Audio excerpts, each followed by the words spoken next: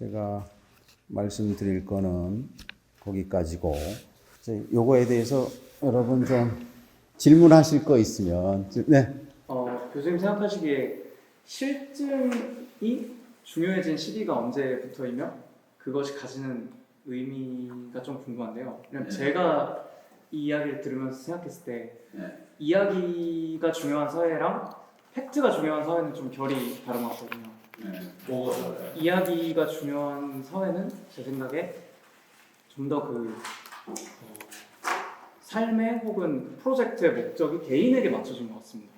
그러니까 이야기라는 것은 이제 그러니까 한 사람이 이 사건을 어떻게 느끼고 그것이 남들이 뭐라고 생각하건 크게 이제 중요치 않은 요소가 되어버리는데, 이 팩트가 중요한 사회는 제가 생각했을 때 개인이 목적이 아니라 뭔가 개인이 이제 사회 속에서 어떤 오피셜한 정당성을 입증하는 것, 그것이 좀 프로젝트의 목적이 되는 것 같거든요. 좀 더 개인보다는 이 집단에 초점이 맞춰진 사고방식이 아닌가라는 생각이 들어서 교수님 의견이 좀 궁금합니다. 네, 지금 뭐 말씀하신 것처럼 서구에서 이제 사실은 이제 르네상스 이후에 17세기에 데카르트가 등장하고 오구스트 콩트가 등장하고 실증주의라는 것이 여러 사람들이 진리라고 동의한 것들을 이제 과학이라고 말을 하고 그것만이 진리고, 그때부터 이제 사실은 인류를 발전시켜 온 두 개의 하나의 그 기둥이 있다면 하나는 뮤소스고 하나는 로고스라고 생각을 해요. 로고스는 증명 가능한, verifyable한 팩트라고요.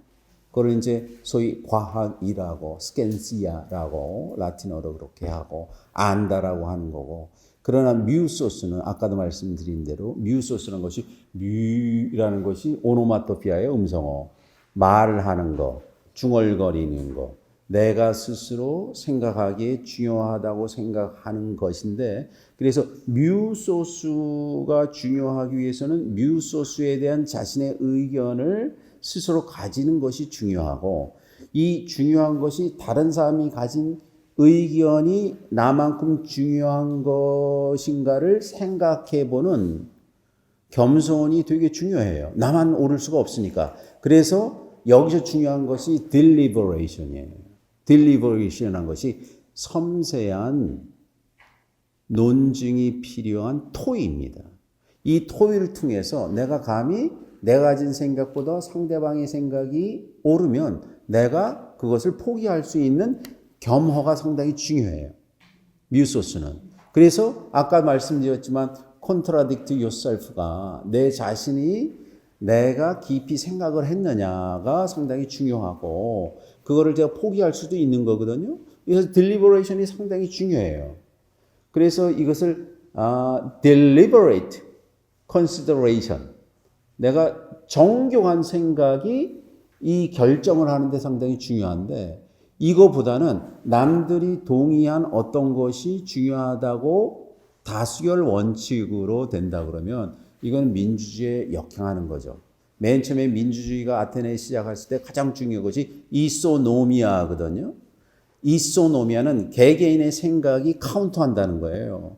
그런데 어느 순간에 여러 사람의 생각이 진리라고 파퓰리즘으로 넘어가면서 그 당시 지식인들이 상당히 민주주의가 중우정치가 될 거라고 아주 걱정을 한 것이 제노폰이나 플라톤이나 소크라테스도 마찬가지고, 그러니까 그런 게 나오거든요. 그래서 지금 말한 팩트라는 것은 여러 사람이 동의한 것이라고 생각하는데, 이게 이제 실증주의가 등장하고, 실증주의가 너무 인류사에서 특별히 서구에서 너무 횡포를 부리니까 18세기 말부터 이제 낭만주의가 등장을 했어요. 사실 괴테가 등장하고 독일에서 헤르더가 등장을 하고, 그럼 뭐 터너 같은 영국의 화가도 등장하고 이렇게 정확히 그리는 것보다 그 순간에 인상파 그림도 등장하고 그 순간에 나한테 비치는 그 대상이 진리라는 생각이 이게 정형화돼서 똑같이 똑같은 걸 그리는 것이 아니라 그게 막 등장을 했는데 그 등장을 한 가운데 사실은 19세기 말에 모든 사람들이 생각하고 그 사람들이 뽑은 리더가 모든 걸 결정하는 국가의 등장이 니체가 말한 대로 이 시대의 가장 큰 우상은 국가다. 국가가 종교와 철학을 넘어서는 그리고 국가가 정한 헌법이 이게 진리라는 생각 때문에 많은 그런 성각자이나 현자들이 거기에 이제 반대를 한 거거든요. 그게 이제 팩트라는 거예요. 그럼 팩트인지 아닌지를 어떻게 우리가 가름할 수 있는 기준이 없잖아요. 그래서 그거는 내 순간에 이 순간에 그 같이 토의하고 개인의 아주 소중한 생각을 발표를 하고 그 다음에 토의를 통해서 결정된 것에 대해서 완벽하게 내가 순응하는 그 시스템이 구축되지 않으면 내가 동의하지 않는 남들이 말한 팩트가 교리라는 이름으로 정의라는 이름으로 내 의견을 이제 죽일 수가 있어요. 한나 아렌트가 그래서 인류에게 개인의 양심이 가장 중요하다. 이거를 소포클레스의 안티고네라는 그런 비극을 통해서 안티고네가 제가 오빠가 죽었는데 내가 장례를 치러야 되는데 그의 삼촌인 크레온이 장례하지 말아라. 국법으로 내가 돌 죽였다 이랬더니 이스메네는 뭐라 그랬냐면 나 국법이니까 내가 여자니까 나는 그 아테네 법에 테베의 법에 순응할 수밖에 없다고 말을 하지만 안티고네는 무서운 말을 해요. 내가 파테인 다이논 그리스어로 내가 엄청나게 무시무시한 일을 견디겠다 하고 자기 오빠를 묻어요. 그것이 인권의 시작이에요. 인권이 헌법보다 상위 개념입니다. 인권을 무시하고 헌법이 존재할 수 없어요. 그러나 지금은 여러 사람이 동의한 헌법, 이거는 법 원리주의거든요. 그 가능성을 열어놓고 여러 사람들이 토의하고 이 상대적으로 가진 그 헌법이라고 모든 사람이 진리라고 생각한 것이 틀리다는 생각이 민주주의를 발전시킬 거예요. 그래서 그 말한 팩트라는 것이 항상 무장하는데 다수로 무장하고 숫자로 무장을 해요. 그런데 제가 보기에는 인류 역사상 다수와 숫자가 진리인 적이 거의 없어요. 소크라테스가 그래서 죽은 거고 예수가 그래서 죽은 거예요. 그렇잖아요. 항상 갈릴레오가 종교재판에 회부되고 코페르니쿠스가 그렇게 되고 그래서 20세기에 이 전체주의가 사실은 다수와 법과 국가라는 몬스터가 등장을 해서 인류를 막 공격하기 이 전체주의로 파쇼가 등장하고 공산주의가 있고 사회주의가 등장하고 이 전쟁이 일어나고 여태까지 우리가 지금 이 시대의 전체주의는 사실은 우리가 동의하지 않는 SNS라고 생각해요. 똑같은 걸 보고 여러분에 대해서 누가 가장 많이 아냐? 빅브라더가 구글이라고 생각하거든요. 여러분이 어디다 돈 쓰는지를 다 하고 기호까지 다 안다고요. 그렇기 때문에 소로라는 사람이 1947년에 미국 독립기념일 날 월든 호스가로 갔습니다. 그죠? 월든 호스가로 가서 2년 2개월 이틀 동안 거기 살았어요. 그래서 그에게 진리가 있다. 1947년에 소로가 쓴 일기가 있어요. 47년 10월 23일에 처음 일기를 썼는데 에머슨하고 친했으니까 에머슨이 만났다는 거예요. 에머슨이 갖고 What are you doing now? 그랬더니 너 요즘 뭐해? 그 에머슨이 물었대. 그랬더니 Keep a journal. 일기 써라. 내가 그 일기를 쓰기 시작했다는 거예요. 그 첫 번째 일기의 제목이 solitude, 고독. 그래서 나는 I must deny myself. 거기서 엄청 말해. deny 내 자신을 내가 거절하겠대요. deny. 왜냐하면 내 자신도 내가 의도하지 않은 사회에서 말한 진리의 일부이기 때문에.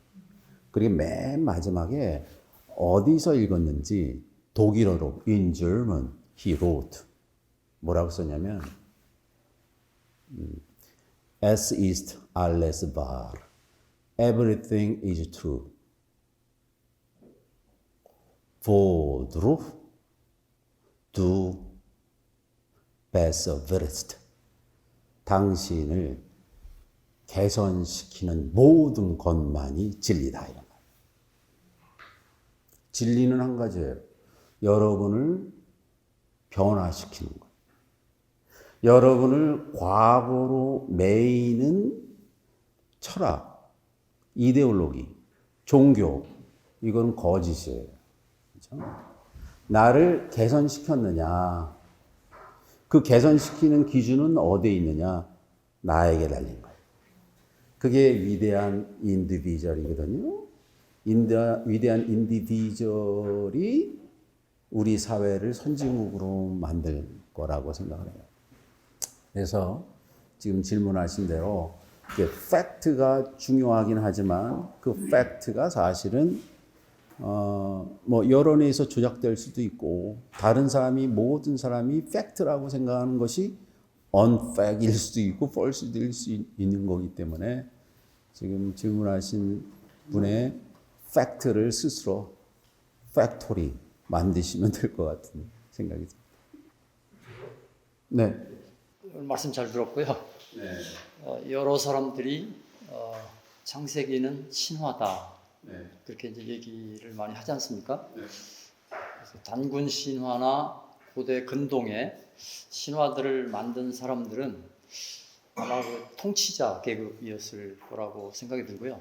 자기 통치의 지지 기반을 확고히 만들기 위해서 스토리를 만들었을 것이고, 이제 그렇게 보면 창세기라는 신화를 만든 그 기록한 이제 그 그룹은 혼자 만들지는 않았을 테고, 그 그룹이 아까 말씀하신 것처럼 그 바벨론 시대 그때 만들기 시작을 했다면 그들은 뭐 나라를 통치하기 위해서 만들지는 않았을 텐데, 그 그룹이 이제 이런 스토리를 만들었다면 그 사람들의 머릿속에서 자기의 경험과 자기가 알고 있는 여러 지식을 다 이렇게 종합해서 우리 우주가 어떻게 만들어졌고 그런 스토리를 어떻게 만들었을까가 좀 궁금하고요. 이제 그렇다면 창세기는 그냥 일반 다른 신화와 마찬가지로 사람의 머릿속에서 나온 사람 이제 뭐 지성, 집단 지성이 만든 그런 스토리에 불과한 것인가?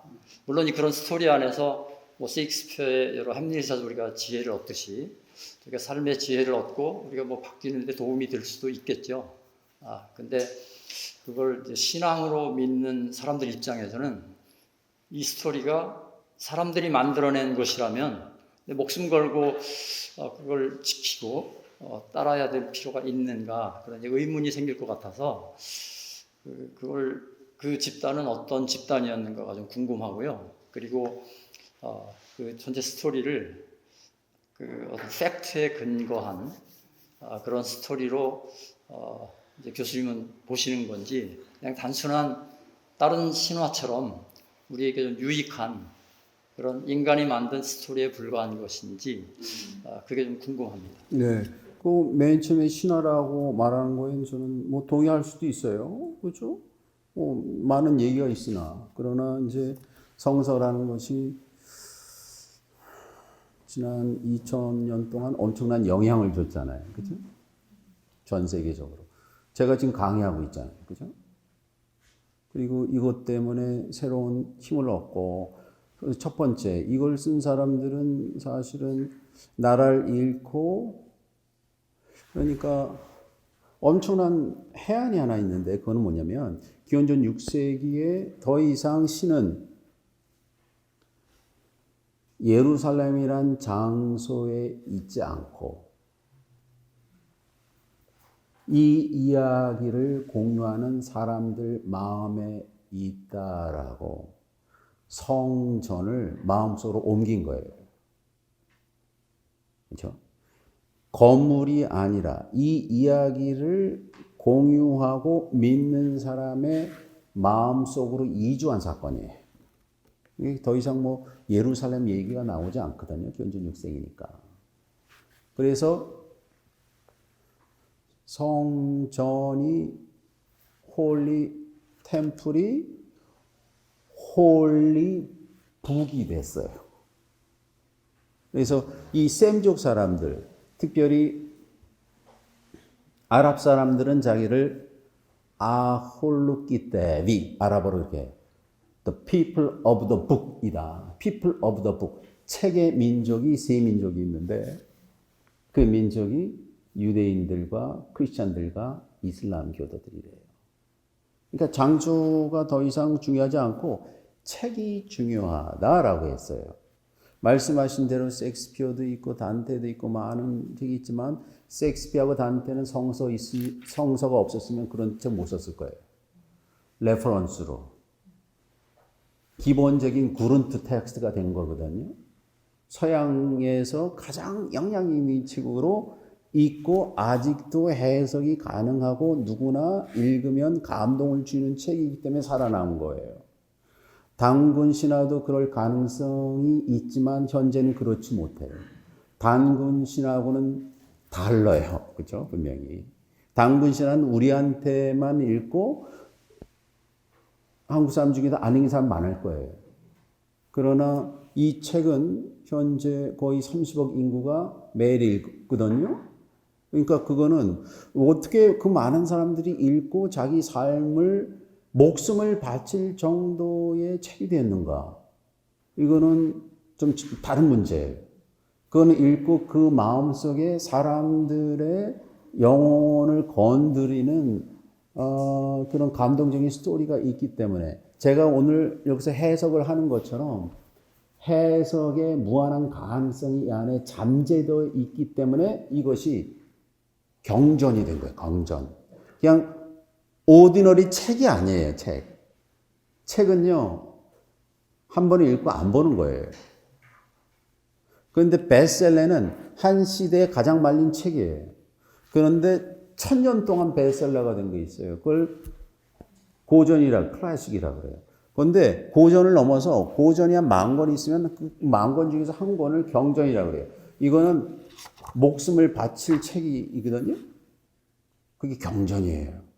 그게 성서가 가장 여러분 디클라니우스 383년에 로마 제국에서 가장 그 박해가 심했을 때 사람들한테 너 성경을 나한테 던지면 살려주고 성경을 가지면 사자바백이 되겠다 했는데 거기에서 스머르나 에베소 이런 데서 사람들이 성경을 갖고 기꺼이 죽겠다고 한 이 순교 마터가 됐다고요. 그래서 거기에 뭐가 있길래 그거는 제가 너무나 이거는 융이나 좀 융 심리학에서만 밝혀 그 안에 뭐가 있길래 사람들이 이 책을 갖고 목숨을 바쳤냐 라는 문제거든요. 그것이 신화면 어떻고 전설이면 어떨까. 그런데 그게 중요한 것이 아니라 사람들이 그만큼 목숨을 바칠 정도로 간절한 생명줄이었기 때문에 서양에서 그렇게 많은 영향을 준 거예요.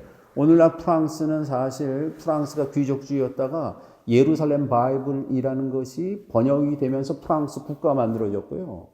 독일은요, 마틴 루터 성경으로 독일이란 국가 만들어졌고요. 영국에서는 다 프랑스에 했는데 1611년에 킹 제임스 버전이 흠정령이 생기면서 오늘날에 영국이 생긴 거고요. 대한민국도 사실은 전부 한자를 사용했는데 처음에 이수정 씨가 한글 번역을 해서 일본에서 번역돼서 안여자들과 일반 상민들이 한글로 성서를 읽으면서 대한민국의 근대화가 만들어졌거든요. 만약에 한자만 있었으면 성서가 없었다면 대한민국의 학교제도, 의학이나 이런 제도들이 상당히 낙후되었을 가능성도 많아요. 처음으로 한글로 성서를 썼어요. 그래서 이게 여러 사람에게 퍼지면서 이게 트릭업 되면서 오늘날 우리가 한글 전용이 되는데 한글 성서 번역이 아주 중요한 역할을 해요. 그리고 이 체제를 전복시키고 모든 사람들이 평등하다는 사상이 있기 때문에 이 책이 인류 역사상 가장 영향력 있는 책으로 국권이 앞으로 1000년 후에도 남을 거예요. 그렇기 때문에 그 단어가 뭐 바빌론 신화에서 가져온 거 많죠. 제가 그걸 한 단어 한 단어 다 말씀드릴 수 있어요. 이 단어는 바빌론 신화에서 어떻게 갖고 무슨 단어에서. 그러나 바빌론 신화를 읽는 사람은 거의 없어요. 그죠? 전문적인 학자들만 있고 아직도 이 내용이 바빌론 신화에서 갖고 온 에노마 엘리시에서 갖고 왔다고 하지만 이걸 갖고 어떻게 인류에 이렇게 많은 영향을 줬을까? 이건 다른 문제예요.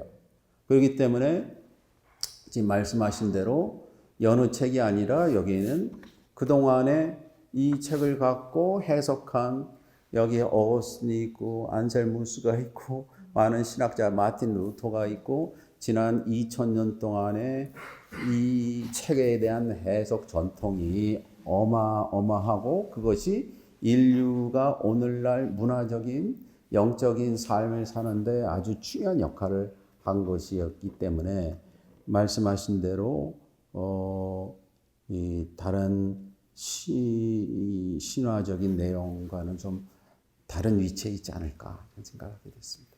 네. 저도 적어도 창세기 1장과 2장에서 얘기하는 그 창조 이야기는 무에서 유가 나왔다는 게 아니라 1장 2절에도 나와 있고 뭐 또 2장에도 또 뭐 땅 얘기가 바로 나오는 것처럼 그것은 뭘 있는 걸 가지고 뭘 상태에서 만들었다라고 저도 뭐 그렇게 이제 저도 보는 사람이고요. 오늘 저는 그 베레시트에 대한 얘기를 잠깐 좀 하면서 베레시트를 가지고 창세기 1장을 어떻게 조금 더 잘 볼 수 있느냐를 좀 얘기를 잠깐 하고 싶습니다. 참고로 저는 김인철이라고 하고요. 저는 뭐 교수님 공부하신 그것에는 저는 감히 따라갈 수도 없는 사람인데 그 성경의 언어에 대해서 성경 언어를 조금 더 관심 있게 보려고 하는 사람이에요.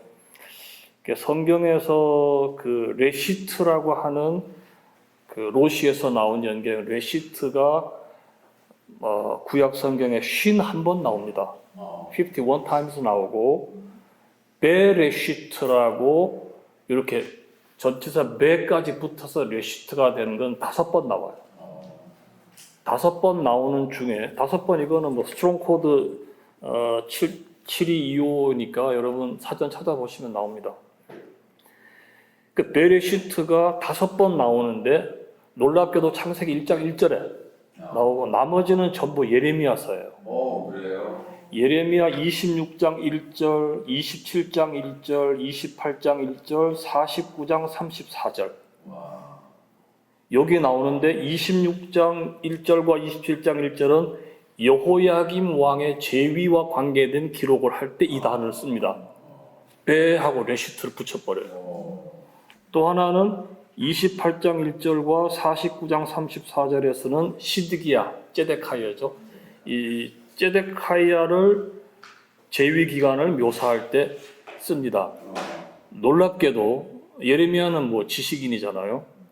놀랍게도 이것은 어떤 왕이 그 정식으로 통치하기 이전에 그 이전의 왕과 대개 공동 통치를 합니다. 유대인들은 공동 통치를 하는 것은 자기 통치 기간 안 들어가요. 자기가 단독으로 할 때부터가 통치 기간인데 그래도 아버지하고 같이 공동 통치할 수 있잖아요. 그거를 그 미확정 통치 기간으로 삼습니다. 미확정 통치 기간을 얘기할 때 베리시트를 사용했어요. 물론 이것은 저의 이론만은 아니고요. 그 존 왈튼이라고 하는 유명한 그 휘튼 칼리지의 아마 국악학 교수 같은데 그분이 얘기하신 그 내용인데 무슨 얘기를 하고 싶나 하면 베레시트는 이게 째깍하는 순간이냐, 모먼트냐, 아니면 피리어드냐, 여기에 대한 학자들의 뭐 논쟁이 서지 않습니까? 그럼 이게 피리어드냐, 모먼트냐를 그냥 히브리 원어로 따진다면 이거는 피리어드예요. 그 피리어드가 뭐냐?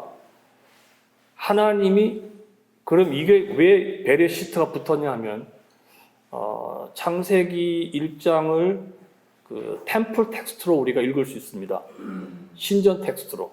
조금 전에 이제 에누마일리시 얘기도 하셨는데 고대 근동의 수많은 신들은 창조한 다음에 자기 신전을 지어요.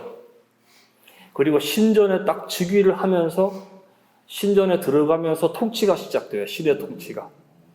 근데 신전에 들어가기 전에 세상을 만들거든요. 그 통치하는 그 시간부터가 통치고 그 이전에는 베레시트예요. 그래서 이거를 그 왕들의 미확정 통치 기간에 사용을 했다라고 하는 것은 뒤에 물론 뭐 앞뒤는 우리가 뺀다 하더라도 이것이 나란히 그런 용례로 쓰여졌다라고 하는 것은 창세기 1장을 충분히 템플 텍스트로 볼 수 있고 그 결론을 거기에 따라서 얘기를 한다면 하나님은 6일 동안 창조를 하신 다음에 자신의 안식에 들어가시잖아요. 안식에 들어가시는데 하나님은 눈에 보이는 신전을 만드신 분이 아니에요. 자기가 7째 날에 들어가시는 그 시간대 자체가 자신의 구별된 공간이에요. 그래서 그때부터 통치를 시작하시기 때문에 그래서 성경에는 제8일이란 말이 안 나옵니다. 이제부터 그분이 통치하시는 거예요. 그런데 그 이전에는 그분이 활동을 하셨지만 이게 정식으로 우주의 통치자로서 천지의 주제로서 주관하신 시간이 아니고 그것을 위해서 일하시는 시간. 그래서 그렇게 베레시트를 우리가 볼 수 있다. 그러니까 지금 원장님 말씀은 베레시트가 그러니까 6일째까지 쭉 예, 일하는 예. 내용이고 예, 예. 제7일에 구별해서 예, 안식한 예, 시간이 예, 예. 이제 비로소 하나님이 자신의 행위를 마치는 시간이니까 이게 그 과정으로서의 전체. 예. 더 한 피리어드로. 그 종속절을 그러니까 6일까지 쭉 보면 되겠네요. 예. 아주 조금 한마디를 좀 더 붙인다면 아까 뭐 질문도 하시고 하셨는데 천지를 창조하신 거를 목격한 사람이 아무도 없습니다. 저는 이제 문학을 전공하고 국어를 전공한 사람이기 때문에 성경에 나오는 것도 다 장르가 있거든요. 이게 내러티브도 있고 뭐 포임도 있고 뭐 다 있잖아요. 그럼 이게 뭐냐 창세기 1장이 내러티브냐 아니거든요. 아니에요. 내러티브는 뭐 히스토리가 있고 그걸 히스토리오그래피로 만들어야 뭐 내러티브가 되는데 그게 아니란 말이에요. 그럼 이거는 뭐냐? 진짜 6일이냐? 6일인데 첫째 날하고 넷째 날이 서로 상응하잖아요. 빛을 만들고 해와 달을 만든다고. 그 대부분이 전반부 3일, 후반부 3일, 전반부 첫째 날, 후반부 첫째 날이 서로 상응한다 그러잖아요. 하나님 꼭 그렇게 하실 이유가 뭐였어요? 첫날에 다 만들고 따로따로 만들죠. 이거 사람이 그렇게 조직적으로 생각한 거예요. 물론 그것이 하나의 완전한 도구마가 되어서 우리 이렇게 정착이 됐지만 이걸 자꾸 팩트라고 얘기해버리면 좀 곤란하지 않느냐. 왜냐하면 이거는 그냥 이야기 형식으로 말을 한 거죠. 없었던 걸 지어낸다 뭐 이런 얘기 떠나서 이야기 형식이 굉장히 중요했던 사람이니까 사람들이 받아들이기 쉽도록 조직적으로 이야기를 조직한 거예요. 창세기 1장 1절부터 이 첫 번째 단락 속에요. 수많은 7 반복이 나옵니다. 뭐 하나님 단어가 35번부터 뭐 쫙 7배. 이거는 의도적으로 그렇게 반복적으로 문학적인 장치를 사용했다는 거예요. 진짜로 그렇게 모든 것이 다 7배수로 나갔을까요? 아니잖아요. 그렇게 완전한 창조가 이루어졌다라는 것을 정말 자랑스럽게 표현하는 한 양식이기 때문에 앞으로 우리가 성경의 어떤 것들을 볼 때 이것이 뭐 팩트냐 아니냐 그런 차원도 중요하지만 이게 왜 이런 식으로 표현이 됐느냐, 장르가 뭐냐 이걸 좀 우리가 알 필요가 있다고 저는 생각합니다. 네. 감사합니다. 여기까지 아닙니다. 하겠습니다. 중요한 말씀해 주셨고 일주일이란 개념을 수메르 사람들이 만들어냈어요. 7일이라는 개념을. 그러니까 그 7일째 쉰다. 이게 안드라노 해갖고 희년 제도도 거기 있었고요. 그래서 지금 수메르에서 이 돈 빌린 사람들이 돈을 못 갚으니까 49년째 되는 50년째 되는 돈을 다 탕감해주고 이것이 그 바빌론과 수메르의 중요한 경제 정책이었거든요. 그러니까 이 수메르 메소포타미아 사람들이 지금 말씀하신 대로 이 7이라는 개념으로 세계가 돌아가고 360도라는 개념도 이 사람들이 알고 있었고 그 다음에 7일로 해서 한 달이라는 개념도 만들고 1년이라는 개념도 만들고 해서 우주, 코스몰로지하고 다 연관되는 개념으로 만들었거든요. 그래서 중요한 거로 이제 이게 전부 아까 말씀하신 대로 이게 이제 사제들 용어니까 사제들 용어예요, 사실은. 그래서 제7일 날 안식하는 이 제도, 안식일 제도가 사실은 뭘로 그러면 유대인들과 유대인들 아닌 사람을 구별할 것이냐? 시간으로 구별한다는 거예요. 그러니까 정해진 시간에 예배를 보는 안식일을 지키느냐가 그 사람이 유대인 거예요. 더 이상 이거 완전히 바빌론과 아시아 제도는 이게 믹싱, 혼혈 제도를 다 했어요. 결혼하고. 그래서 전부 섞였기 때문에 누가 유대인이냐 아니냐는 뭐냐? 제7일에 안식일을 지키는 사람은 유대인인 거예요. 그래서 이 7일을 향해서 막 달려갑니다. 그래서 이 7일의 이 사바스가 무슨 뜻인지 그게 이제 달려가는 의도가 분명히 있는 거죠. 사람들이. 그러나 그 의도라는 것이 상당히 뭐라 그럴까? 우리가 아는 대로 어떤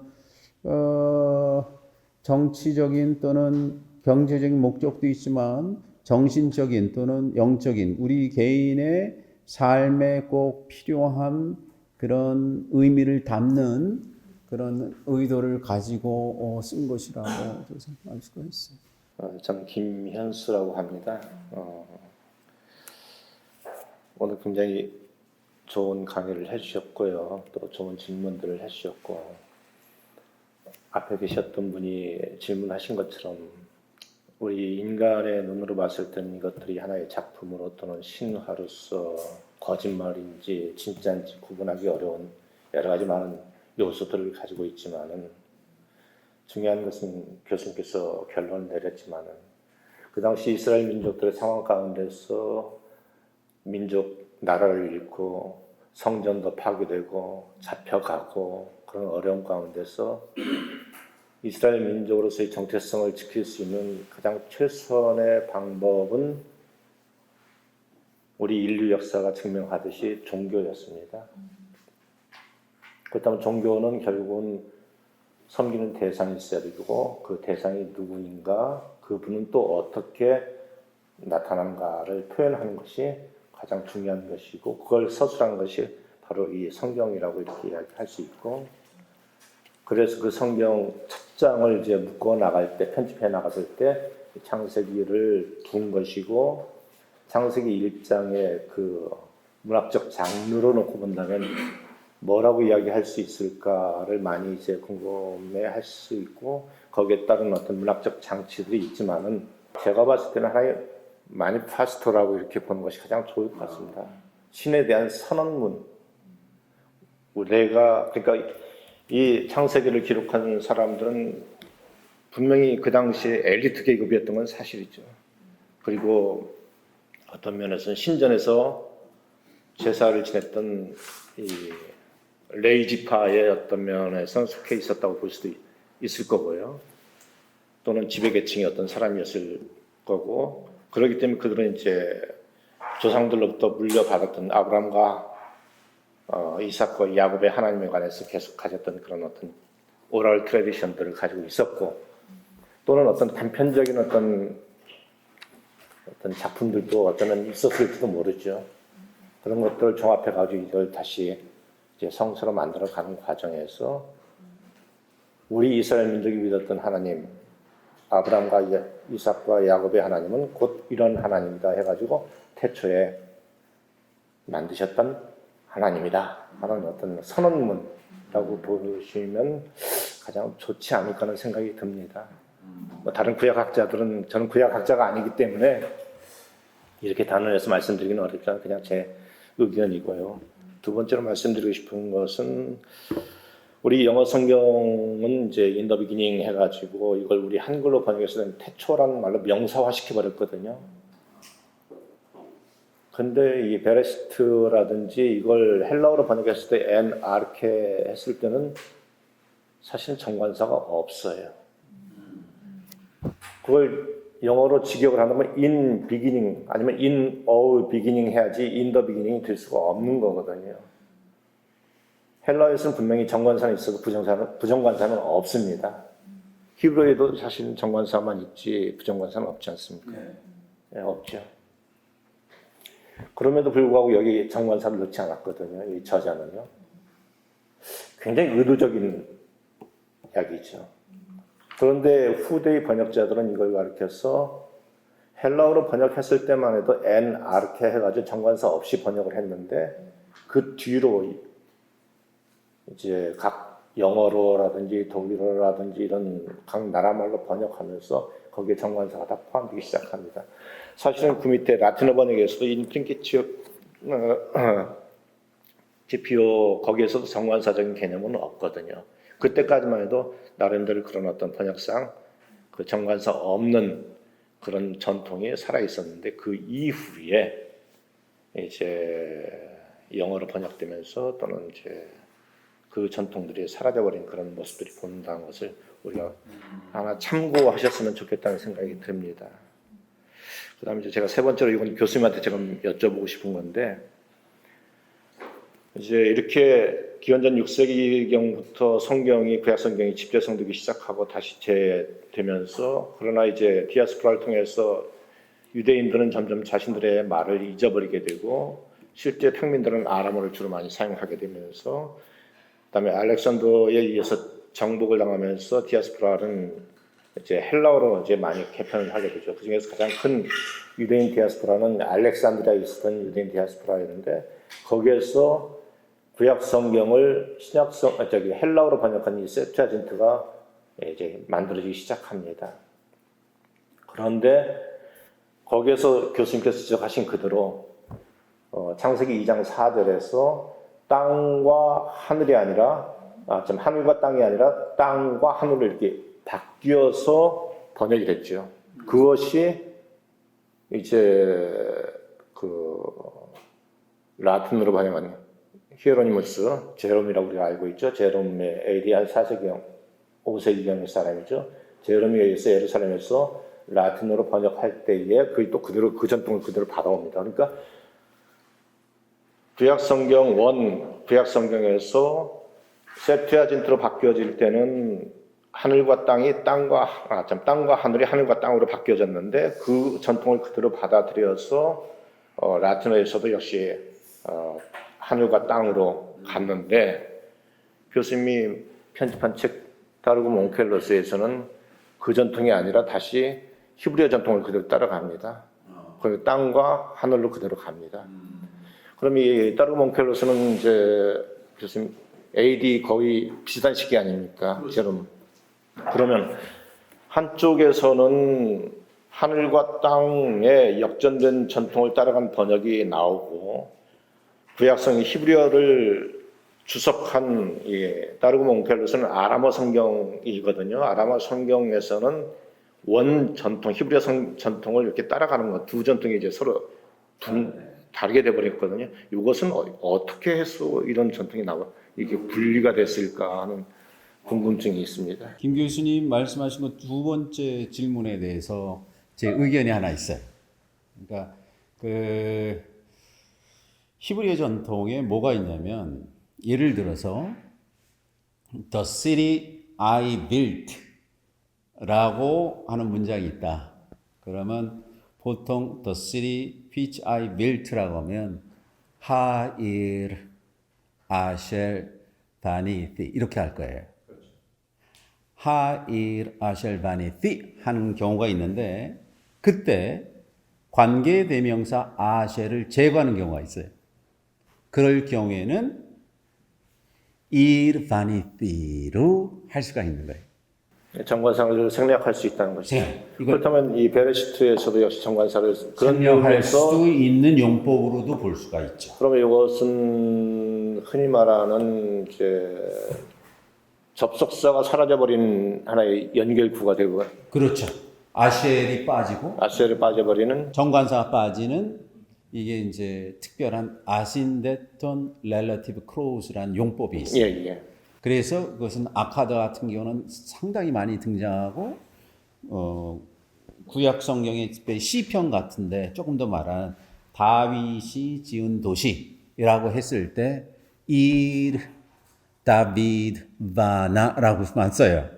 그런데 이거는 전체 구조로 보면 다윗이 만든 도시일 때 정관사를 생략하는 걸로 결국은 그게 하일 아셀 다윗 바나라고 할 수 있는 이렇게 된 것인데 아신데톤 렐러티브 크로스니까 창세기 1장에 그거를 접속사 생략 문법으로 해석할 수 있다. 이게 한 가지고. 그래서 그것을 in the beginning이 아니라 when God created the beginning 뭐 이런 식으로 할 수 있다라는 거죠. 그래서 두 번째는 지금 말씀하신 대로 여기 이제 제가 한국에 와서 1년 동안 번역한 거거든요. 이게 타르금 온켈로스 창세기라고. 이걸 싫어하는 사람들이 많아요. 그래서 제가 결국 이것 때문에 학교를 그만두게 됐거든요. 그래서 이거는 제가 예수님이 읽었던 창세기예요. 거기에 어떻게 써있냐면 아람어, 예수님이 이걸 읽었을 거예요. 버가드민 바라 똑같이 하고 아도나이 션마야 버야 아라 그랬어요.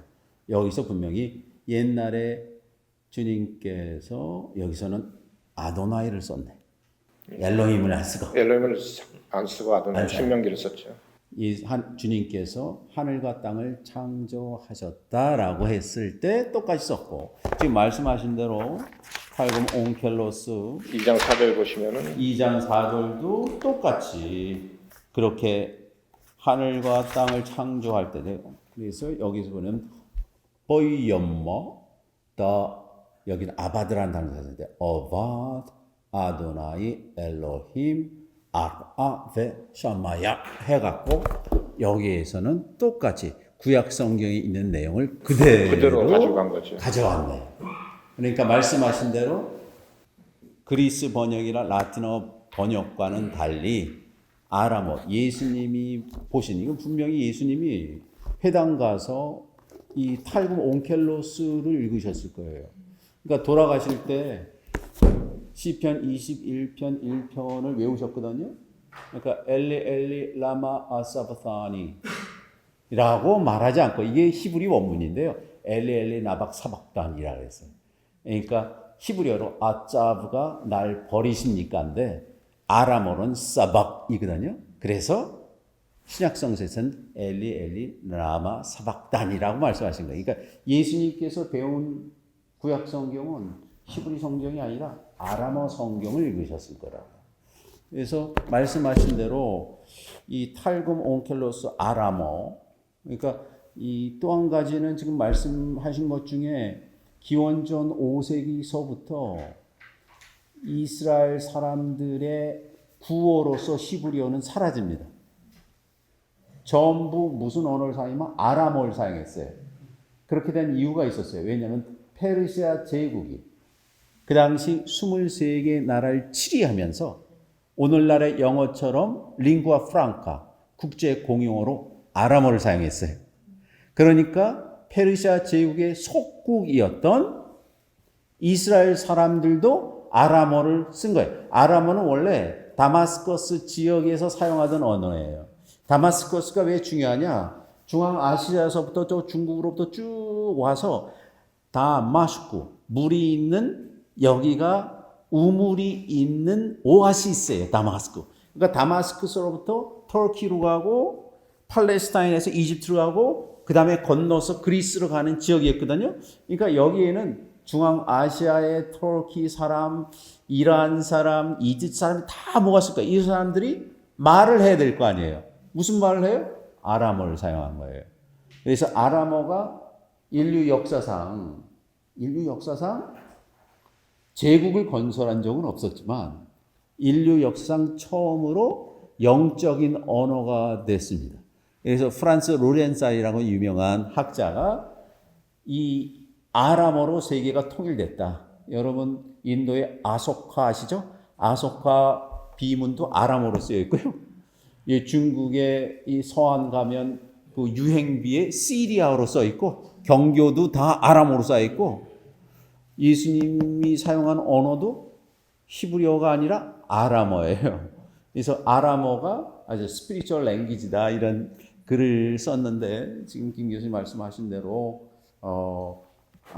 이 1세기에서는 그대로 구약 성경의 전통을 그대로 따른 거라고 생각합니다. 네.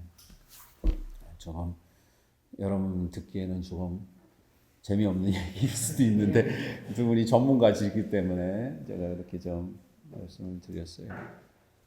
무슨 질문 아주 네. 유치하지만 네, 왜좀 창세기 1장에서 2장 사이에 수백 년의 차이가 있을 만큼 여러 사람이 이렇게 쓴 건데 왜 모세오경이라는 말이 이렇게 나오게 된 거예요? 모세오경 성서에 네. 모세가 십계명을 받은 것처럼 적었다라는 말이 있기 때문에 사람들은 이거는 모세가 이제 여러분 영화 쉽게 보시죠. 찰턴 헤스턴이 딱 올라가서 와서 쭉 해갖고 하늘에서 번개로 글을 쓰잖아요. 이제 그때 이제 글을 썼고 모세가 직접 이걸 받았다라는 전통 때문에 모세오경을 썼다. 그런데 우리 창세기가 마치 모세가 창작한 거라는 생각을 하게 만들거든요. 그 예. 모세오경이라는 단어 때문에. 모세 이제 펜타튜브라 그래서 모세가 받아서 쓴 아주 오래된 책이라는 전통 때문에. 근데 그 10개의 영화 있잖아요. 그 영화에 모세오경의 그 10계명을 쓴 게 팔레오 히브리어라고 아주 오래된 히브리어 글자가 있어요. 그 글자를 쓴 사람을 내가 알고 있어요. 그 사람이 제 지도교수의 지도교수인 올브라이트였습니다. 그 영화를 할 때 올브라이트가 그 글자를 썼대요. 그래서 우리 공부하는 사람한테는 십계명을 쓴 사람이 올브라이트다. 이렇게. 팔레오 히브리어로 영화에서 그렇게 썼거든요. 그래서 올브라이트가 썼다 이렇게 생각하죠. 올브라이트가 이제 미국 학자로서 팔레스타인 고고학의 아버지예요. 네, 이 선생님. 네. 교수님 오늘 말씀 잘 들었습니다. 저는 이민숙입니다. 질문할 때마다 다른 분 질문은 되게 막 형이상학적인데 저는 너무 단순하고 그러면 좀 그렇긴 한데 저 같은 경우는 창세기가 되게 특별한 의미가 있습니다. 초등학교 때 저는 이렇게 초등학교 때 어렸을 때는 기독교 가정에서 자라지 않았는데 미국 대통령이 성서에 대고 선언을 하는 걸 보고 취임식 때 저기 뭐가 있길래 대통령이 선언을 할까 굉장히 궁금했어요. 그리고 나서 읽었던 게 창세기예요. 가라사대. 그래서 그게 되게 내가 읽기는 동화 같은 이야기인데 어떻게 해서 미국 대통령이 여기 손을 대고 선언을 할까? 라는 생각이 들었고요. 그러고 나서 이제 결혼을 하고 유치원 딸을 이제 결혼하고 나서는 이제 성당을 다니는데 유치원 딸 이른발을 하는 거예요. 5살 때인가 6살 때인가 엄마 나는 성경에 나오는 창세기보다 빅뱅 이론을 믿어요. 엄마가 나보다 더 성당을 오래 다녔으니까 왜 창세기와 빅뱅 이론이 어떻게 다른지 나이를 좀 설득해 보세요 얘기를 하는 거예요. 근데 제가 그때 설득을 못했어요. 빅뱅 이론도 하나님이 만드신 거야. 근데 시험도 안 먹히는 거예요.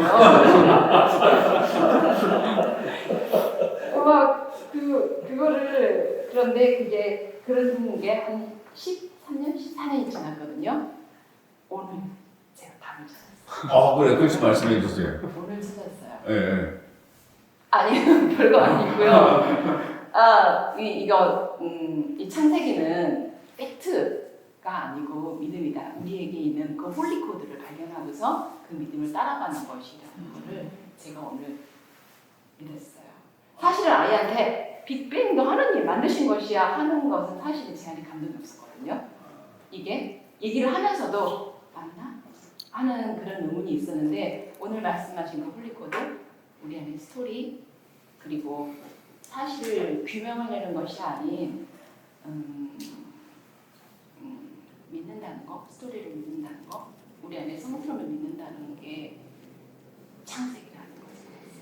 그리고 그 창세기는 비록 이런 말 해도 되나? 비록 좋은 대학을 나오지 않았어도, 좋은 직장을 다니지 않았어도, 좋은 캐리어가 있지 않더라도, 그리고 나이가 조금 많더라도 아까 그 말씀하신 것처럼 그 길을 여는 사람, 날마다 그 창조하는 사람이 될 수 있다는 것을 오늘 이렇게 느꼈어요. 그래서 아이한테 가서 얘기해 줄 수 있어요. 감사합니다. 빅뱅 이론을 만들어낸 사람이 사실은 프랑스 물리학자 르메트르인데요. 그 사람이 신부였어요. 신부가 만들어낸 거예요. 그 나중에 아인슈타인이 받아들였고요. 그래서 빅뱅이 한 지점에서 무한히 퍼진다. 이게 이제 138억 년 전에 있었다는 사실을. 그래서 르메트르가 이 빅뱅 이론을 말하고 영국의 라디오 캐스트가 야 이상한 사람이 등장을 해갖고 우주가 한 점에서 빅뱅이 일어났다. 빅뱅 이거 퍼저러티브 무시하는 용어예요. 그것이 빅뱅 이론이 된 거거든요. 그래서 지금은 빅뱅으로 138억 년 전이라고 지금 제임스 웹 만원경으로 여기 퍼지는 그 전파로 이제 해서 그걸 알고 있는데 사실은 그런 우주가 멀티 유니버스 시어리가 펜 로즈라고 옥스포드의 물리학자는 우리가 아는 빅뱅 시어리의 이론을 가진 우주가 수족에 있다는 거예요. 그 가능성을 또 말하거든요. 그래서 우리가 아는 과학은 현재 우리가 아는 만큼의 과학이고 과정이잖아요. 그러니까 현재까지의 truth거든요. 그래서 더 많은 것을 우리가 발견할 수 있는 기반이 되는 거지. 그게 진리는 아닐 수가 있고. 그래서 이제 빅뱅 이론. 그래서 오늘 이제 다음 시간에 그 얘기를 하려고 그래요. 다음 시간에 이제 혼돈이 나오는데 혼돈은 빅뱅 이론이 나올 수밖에 없고 빅뱅에서 이 혼돈 카오스라는 게 뭔지. 카오스라는 것이 정말 무인지 무가 없는 상태에 넘어서 있는 또 다른 상태인지 그거는 여러분이 창세기 1장 2절을 좀 가만히 읽어오시면 그 내용에 대해서 다음 시간에 같이 좀 대화를 하면 좋겠습니다. 김 교수님 이거에 대해서 말씀하실 거 없어요? 빅뱅? 김 교수님. 저요? 네. 과학자시니까. 아니, 물리학자는 아니고요. 그냥 잘 들었습니다. 저는 사실 김용수 교수 이제 그 카이스트 랩 후배라서 소개해 주셔서 저는 이제 지금 고대에 있고요. 고대 생물학 그 생명과학부에서 진화론을 제가 거의 한 15년 강의했습니다. 네. 저도 이제 그 교회를 다니면서 이제 세 분은 이제 언어학자신 것 같은데 저는 이제 사이언스를 하는 사람이라 빅뱅부터 시작되는 우주의 변화, 지구의 탄생, 태양의 탄생, 이제 그런 걸 쭉 제 나름대로 공부도 하고, 또 생물학자니까 이제 생물의 탄생과 진화에 대해서 쭉 이제 공부를 해오고 있습니다. 그러면서 이제 제가 한 15년 전에 가졌던 질문이 바로 그거였어요. 창세기 1장과 과학자들이 하는 얘기는 전혀 다르기 때문에 그러면 어느 게 맞을까를 제 나름대로 연구를 시작을 했고요. 제가 내린 결론은 그겁니다. 현대 과학자들이 지금 이렇게 쭉 찾아온 우주의 역사, 이제 그 교수님 말씀하신 것처럼 과학자들의 이런 데이터는 반드시 에러 범위가 있습니다. 그래서 138억 년이 아니고 137점 몇 년 플러스 마이너스 얼마. 자, 그러니까 그런 에러 레인지, 그래서 이제 저는 이제 과학을 하는 사람이니까 김영수 교수도 그렇고 모든 과학자들이 찾은 우주의 역사는 그 에러 범위 내에서 이제 경험적으로 맞다. 여러 그 장비를 써서 측정한 것이기 때문에 그 지구 태양은 한 46억 년 플러스 마이너스 얼마 이렇게 돼 있고. 근데 이제 저는 제가 한 작업은 그 우주의 크로놀로지, 지구의 역사까지 포함하는 생물의 역사까지 포함하는 크로놀로지 쭉 만들어 놓고 창세기하고 이렇게 비교를 이렇게 좀 해봤어요. 창세기에 나오는 6일이라는 시간은 이제 지구의 한 바퀴 도는 시간을 기준한 그 이제 사람의 시간으로 보면 이게 해석이 안 되고요. 이제 우주를 시간을 만든 절대자는 시간의 초월자시잖아요. 네. 시간의 초월자인 절대자 세계의 시간. 거기에 1초는 인간의 시간으로 보면 1초가 100억 년일 수 있고, 그래서 창세기에 나오는 6일의 시간은 절대자의 시간으로 보자. 그러면 이제 그 138억 년이라는 과학자의 시간과 창세기 6일은 뭐 서로 갈등하지 않아도 된다. 그리고 중요한 것은 거기에 나오는 여러 이제 큰 이벤트, 말씀하신 그런 시작이라는 것과 이제 빛이 만들어지고 하늘과 땅이 만들어지고 하늘과 바다, 땅, 이 큰 시퀀스가 이제 제가 찾은 그 크로놀로지하고 큰 이벤트가 일치한다는 것을 제 나름대로 좀 찾았어요. 예. 그래서 제가 내린 결론은 창세기 1장은 과학자들이 발견한 찾아낸 우주 역사의 하나의 앱스트랙이다. 그렇게 그래서 과학적으로는 그렇게 이해를 하면 그러면 과학자들의 발견과 창세기가 뭐 서로 갈등할 필요가 없다. 오히려 제가 내린 결론은 이건 참 놀라운 책이다. 네, 사람이 기록한 말씀하신 2,500년 전 사람들이 기록한 이 한 편의 A4 용지 한쪽에 그 앱스트랙에 우주 역사가 큰 줄기대로 그대로 기록이 되어 있으면 이건 뭐 까무러칠 일이다. 참으로 놀랍고 창세기 1장을 오히려 저는 이제 그 과학자들이 현대 21세기 과학자들이 창세기를 뒷받침하는 그런 데이터들을 계속 발견해내고 있다. 그렇습니다. 저는 그렇게 좀 바라봤습니다. 예. 시간이 너무 지나서 좀 그렇지만 세 가지 말씀을 그냥 질문으로 드렸으면 좋겠어요. 우선 첫 번째는 오늘 말씀하시는 게 창세기와 창조하고 연결해서 군더더기를 제거하는 너무 새롭고 이렇게 굉장히 신선하게 진짜 오늘 감사하다는 말씀 드리고요. 그다음에 두 번째는 제가 아까 사실은 창세기 1장 1절하고 2장 4절 말씀을 하시면서 제가 읽었던 언어의 한자 한자는 제가 다 기억을 못하지만 그럼에도 불구하고 인간 창조가 이제 2장부터 나오는데 1장에는 날이라는 개념으로 왜냐면 언어학으로 따지면 날 이렇게 가는데 2장에서는 땅과 하늘, 오늘 알았지만 땅과 하늘을 창조한 그날이었거든요.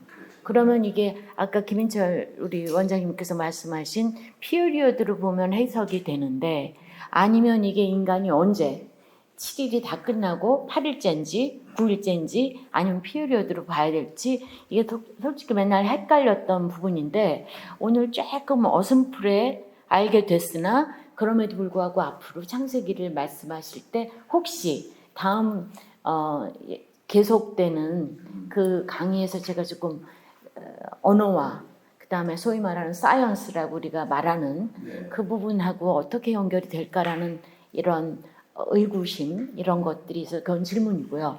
세 번째로 제가 말씀드리고 싶은 건 이것도 질문인데 사실은 저는 양쪽 배경을 다 갖고 있다고 생각해서 이쪽도 좀 이해를 인문학도 하고 사회과학도 조금 하고 그 다음에 제 사이언스라고 말하는 거가 되는데 사실은 소셜 사이언스도 사이언스라고 말을 하고 모든 사이언스를 다 통합해서 우리가 사이언스라고 하는데 우리가 요즘 말하는 것들은 스템이라고 말하는 아주 지엽적인 사이언스만을 우리가 사이언스로 말하는 것 같아요. 그래서 제가 이거는 아까부터 질문하고 싶었던 건데 또 우리 교수님께서 이 사이언스 하는 사람들은 이렇게 말씀을 하시는 바람에 제가 인문학도 사실은 엄청난 사이언스 요소가 너무 많고 이런 와중에 저희가 이 창세기를 해석하고 우리가 앞으로 사이언스라는 말을 어떻게 우리가 공통 분모로 갖고 갈 거냐 이 생각이 아까부터 계속 났었거든요. 그래서 그런 말씀을 앞으로 진행하면서 좀 이해가 되고 사람들이 너무나 벽을 치고 사는데 사실은 모든 게 융합되어 있고 사실은 이쪽 소양이 없이 저쪽을 이야기할 수 없고 저쪽 소양이 없이 이쪽을 지적인 이 탐구를 계속할 수 없는데 그 부분에 대한 생각을 계속 나눠주셨으면 좋겠다. 그리고 여기서 논의가 좀 됐으면 참 좋겠다라는 생각을 오늘 했습니다. 더 시간이 조금 넘었지만 그래서 계속적인 그런 말씀을 좀 들었으면 좋겠어서 제가 말씀을 드렸습니다. 감사합니다. 네, 세 번째 말씀하신 것처럼 그 사이언스 말을 휴머니티도 휴먼 사이언스라고 소셜 사이언스라고 하고 사이언스라고 하니까 이게 스켄지아라는 말 자체가 아주 폭넓은 암이라는 깨달음이라는 큰 틀에서 사용하는 게 있고 제가 조금 약간 부정적으로 생각한 거는 사이언티즘으로서의 사이언스잖아요. 그러니까 과학 만능주의로서 그거는 일부러 이제 소셜 사이언스나 특별히 휴머니티에서 말하는 이런 사랑이나 정의 이것은 사이언티픽하지 않다라고도 어떤 일부 사람들이 말하는 거니까 그렇게 했는데 제가 사이언스라는 것을 폭넓게 하면 지금 김 교수님께서 말씀하신 것도 이렇게 더 포함될 수 있는 그러니까 이성과 감성 두 축이 서로 어우러져야지만 온전한 인간이 되니까 뮤소스하고 로고스 아까 말씀드린 것처럼 그런 폭넓은 의미에서의 사이언스를 좀 하면 좋겠다 이런 말씀을 드리고 인간 창조는 아까 창세기 2장 후반절부터 나오는 거기는 땅이 중요하기 때문에 인간 창조가 먼저 들어가는 거예요. 그런데 이쪽에서는 하나님이 저 멀리 떨어졌다고 생각을 했기 때문에 6일째 되는 날 이제 창조하고 이거는 앞으로 우리가 더 논의하면서 그거를 제가 말씀드리면 좋겠습니다. 그리고 혹시 괜찮으시다면 교수님께서 그 작성한 그 큰 업적인데 예, 크로놀로지를 제가 한 곳만 딱 가져와서 배 교수님 드리려고 아니 제가 그냥 혹시 원하시면 다음 소개를 시간에 해주시면은 각자 구입할 수도 있는 거니까요. 뭐. 예, 다음 시간에 제가 좀 여기 숫자만큼 제가 네, 선물로 드리겠습니다. 감사합니다. 김영수 교수님이 이제 고대에서 생물학과 학장님도 하시고 하신 분이 오신다 그래서 웰컴. 그리고 특별히 이런 거에 대해서 연구를 많이 하셔. 그 책을 내셨다니까 앞으로 많이 좀 도와주시면 좋겠습니다. 그리고 우리 German에서 우리 예지, do you have a question? No? 요한, no? 알았어? 하민? 없어? 다 you understand everything.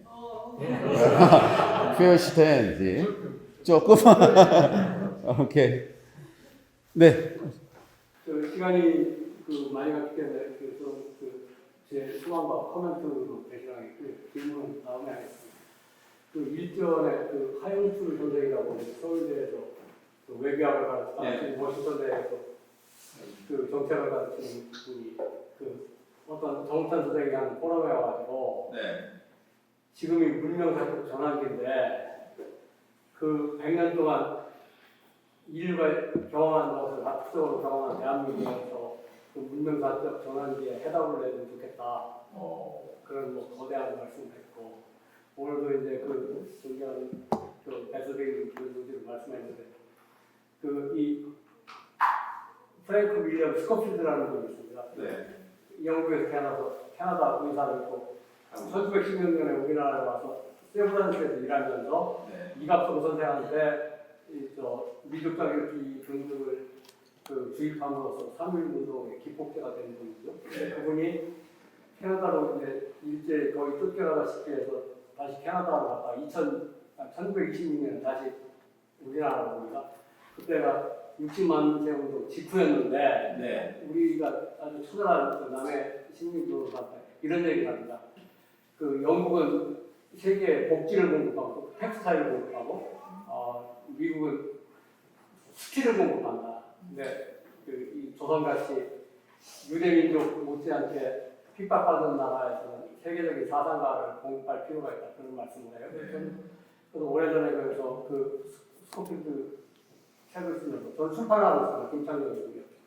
그 책을 집필하면서 그것을 우리 민족이 품고 또 언젠가는 이 해답을 해야 되는 거라고 생각하는데 오늘 이 강의가 조그만 단초가 됐으면 좋겠고요. 저는 이제 언론계에서 출발해서 정치권에도 있었고 정부에도 있었고 찾게 돼야 할 수. 근데 저는 말과 글의 시초와 종교와 권력의 시원에 대해서 관심이 있습니다. 그래서 그런 것에 해답을 앞으로 받았으면 좋겠고요. 하나의 시초, 두 분 말씀하는데 시초가 정관사가 없어도 나중에 정관사, 인더 비기닝 그런 것이 종교와 권력이 또는 이 신앙과 국가가 결부되면서 또는 국가와 권력에 이용당하면서 특정화되고 또 신격화되고 그런 쪽으로 발전하는 것 아닌가 그런 생각을 가졌고요. 저는 타고난 부디스트의 금강경을 번역을 하고 있어요. 뭐 여러 사람들이 금강경 책을 냈는데 제가 생각하는 번역이라 하면 중학교 2학년 정도 되는 어휘력을 가진 사람이 읽어도 해석이가 되잖아요. 그런데 오늘 많은 단초와 해답을 들었기 때문에 오늘 대단히 감사합니다. 네, 감사합니다. 그러니까 김 선생님 말씀하신 것처럼 저는 아까 맨 처음에 피오트로 슈타인켈러라고 분이 아주 지금 책을 뭘 쓰고 있냐면 기원전 3600년에서 3100년 사이에 인류가 맨 처음에 어떻게 문자를 만들었을까 이걸 쓰고 있어요. 그걸 쓸 수 있는 유일한 사람이라고 생각을 해요. 그래서 이분이 42년 동안 이제 하버드 교수하면서 느낀 말을 이렇게 말하면서 저한테 문명이 수메르의 발라라는 게 있어요. 발라라는 개념인데 발라라는 것이 exchange 또는 옮겨간다는 의미로 그래서 메소포타미아의 이집트와 기원전 3000년 있었지만 이게 오래 가지 않았고 기원전 8세기에 그리스로 넘어갔고 거기 또 오래 있지 않고 이것이 다시 로마로 넘어갔고 이것이 오래 있지 않고 이게 피렌체와 사실은 르네상스로 유럽으로 가서 독일, 영국, 프랑스를 만들었고 이게 또 오래 가지 않고 다시 200년 전에 미국으로 가서 미국이라는 나라를 만들었고 그래갖고 이게 지금 새로운 보금자리를 찾고 있다 이런 말을 하더라고요. 지금 말씀한 스코필드 말하고 또 비슷한. 그래서 이게 준비가 됐느냐라고 했을 때 이게 너무 민족주의적으로 돌리면 모르겠지만 여기서 동양 3국이 만약에 그 보호를 받는다고 하면 두 체제보다는 작지만 대한민국이 말씀하신 대로 이 수많은 고통 가운데 이 성과를 이뤘기 때문에 우리가 이 순간에 최악이거든요. 사실은 출산율 세계 꼴찌죠. 자살률 세계 1위죠. 그리고 모든 사람이 돈이 유일한 목적이라고 하는 최악의 디스토피아지만 이 가운데 새로운 그 가운데서 또 문명을 꽃피울 수 있으니까 새로운 문명이 대한민국이라는 땅에서 다시 척박하지만 일어나지 않을까라는 생각에서 오늘 우리의 이 창세기 아주 오래된 이야기지만 맨 처음 말씀드린 대로 이게 아방가르드가 될 수 있다라는 생각도 해봤습니다. 여러분 하여튼간 오늘 처음 뵙는 분들이 한 반분 되시는데 제가 하여튼간 이런 질문, 대화 이거를 해서 여러분과 같이 하여튼간 10주 동안 지적으로 대화를 할 뿐만 아니라 여러분 삶에서 영적으로 변화하는 그런 시간이 됐으면 좋겠습니다. 감사합니다.